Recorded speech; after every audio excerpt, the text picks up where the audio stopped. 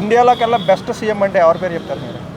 నేను చెప్పేది పాలిటిక్స్లో చెప్పను, ఒక పేరు చెప్తాను. ఏ పాలిటిక్స్ అయినా పర్వాలేదు, అది కాంగ్రెస్ అయినా, టీఆర్ఎస్ అయినా, బీజేపీ అయినా, అదర్ పార్టీస్ అయినా, ఆ సీఎం అసొంటి సీఎం ఏ రాష్ట్రాల్లో ఉన్నాడని చూపించండి. యోగి ఆదిత్యనాథ్ గారు. అంటే ఎందుకు ఆయన బెస్ట్ క్వాలిటీ అంటే ఏం చెప్తారు? ఇప్పుడు నడుస్తున్న జనరేషన్ గరీబులకు చాలా చాలా సేవ చేస్తున్నాడు. డబ్బు ఉన్నోడు తీసుకుంటలేడు, లేనోడు తింటుండు డబ్బు. ఇప్పుడు యోగినాథ్ ఇట్లా రాష్ట్రాలు ఏమవుతున్నాయి అంటే వాళ్ళ ఫ్యామిలీలు వాళ్ళ పిల్లలు బాగుండాలా, వాళ్ళ పిల్లలు పెద్ద పెద్ద స్కూళ్ళల్లో చదవాలా, పెద్ద పెద్ద కాలేజీలలో చదవాలా. గరీబోడు ఎడ చదువుతున్నాడండి? ఒక మిడిల్ క్లాస్ ఫ్యామిలీ ఏ కాలేజీలో చదువుతుంది, ఏ స్కూల్లో చదువుతుంది చెప్పండి? ఇవన్నీ ఉత్తరప్రదేశ్లో నడుస్తున్నాయి అంటారా? నడుస్తున్నాయి. గరీబోండే రాజ్యం నడుస్తుంది. ఆయన బుల్డోజర్తో చాలా మంది కూల్ చేశారు అయ్యి అని చెప్పి దోచుకున్నది అట్లా. అసొంటోళ్ళది తొక్కాలండి. అసొంటోళ్ళది ఆయన ఒక అన్ని త్యాగం చేసిన జీవితం అయింది. ఇప్పుడు ఆ రాష్ట్రానికి వెళ్ళండి, మీరు ఆ రాష్ట్రానికి వెళ్ళండి, ఇప్పుడు చిన్న పిల్లగాని చూపించండి, మీ సీఎం గురించి ఒక మాట చెప్పండి అని అంటారు. దేవుడు అంటారు సీఎం. ఆయన మళ్ళీ నెక్స్ట్ టైం గెలిచే అవకాశం ఉందండి? నెక్స్ట్ టైమా ప్రధానమంత్రి అవుతుండే ఆయన. సీఎం ఎరుగు వేరే, ప్రధానమంత్రి. అంటే యోగి ఆదిత్యనాథ్ గారు ప్రధాని మోడీకి వారసుడు ఆయనే అంటారా? ఆయననే డెఫినెట్గా. అంటే మరి అమిత్ షా గారు వాళ్ళు అంటారు? అమిత్ షా కాదండి, అమిత్ షా అనే పార్టీ ప్రెసిడెంట్. ఉత్తరప్రదేశ్లో ఆయన సీట్లు తగ్గినాయి అని చెప్పేసి ఆయన మీద కొంచెం ఇదిగా ఉన్నారు. ఎవరండి? ఉత్తరప్రదేశ్లో ఎంపీ సీట్లు తగ్గినాయి కదా. అవును. అప్పుడు ఎందుకు తగ్గినాయి అంటారు? అంటే ఆయన అంత మంచిగా చేస్తున్నప్పుడు ఆయన సీట్లు ఎందుకు తగ్గినాయి అసలు? ఇప్పుడు అక్కడ తగ్గినాయి అంటే వాళ్ళు ఏమైందో అది తెలియదు. అక్కడ గడబడి ఏంటంటే హిందూ ముస్లిం అది కొంచెము నడిచింది, దానివల్ల కొంచెం లోబడి ఉండే. బీజేపీ అంటే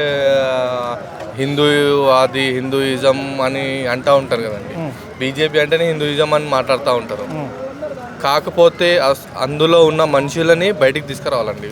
బీజేపీలో చాలామంది సాధువులు ఉన్నారు, మంచి సాధువులు ఉన్నారు. అసొంటోళ్ళని తీసుకురావాలి బయటికి. వీళ్ళేందండి సీఎంలు, వాళ్ళ పిల్లలు బాగున్నారా, వాళ్ళ ఇల్లు బాగుందా, వాళ్ళ మనవాళ్ళు బాగున్నారా అది చూస్తారు అంతేగాని వాళ్ళ లెక్క ఆ గుడిసెలు ఉన్న గరీబోడు బాగున్నాడా, ఆ పక్కన ఇంట్లో ఉన్నాడు వాడు బాగున్నాడా, వానికి హెల్త్ ఎట్లుంది అది చూస్తాడు అక్కడ ఉన్న యోగినాథ్. అంటే యోగి ఇప్పుడు చూడండి ఎన్ని కుంభమేళాల ఎన్ని కోట్ల లక్షల జనాలు ఎక్కడెక్కడ నుంచి వస్తారు. హిందూ కానీ ముస్లిం కానీ క్రిస్టియన్ కానీ ప్రతి ఒక్కరు పోతున్నారు అక్కడికి పుష్కరాలకని.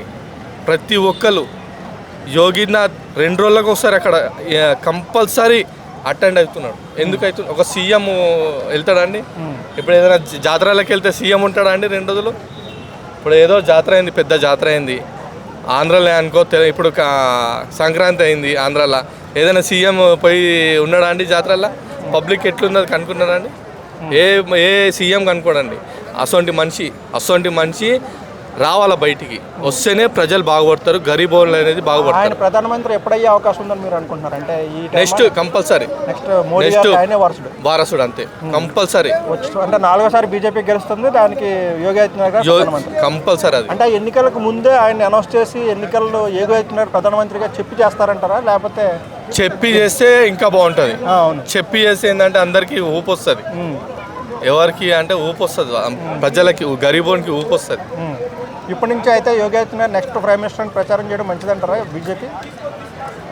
మంచిది మంచిదే, మళ్ళీ మంచిదే. అది కూటమి కదా. అవును. అన్ని పార్టీలు యోగి ఆదిత్యనాథ్ గారిని ఒప్పుకుంటాయంటారా? ఇంకా తెలంగాణలో అయితే బీజేపీ డౌట్ అండి. ఎందుకంటే ఇప్పుడు కొంతమంది డబ్బులకు ఆశపడుతున్నారు బీజేపీ, కొంతమంది ఏమో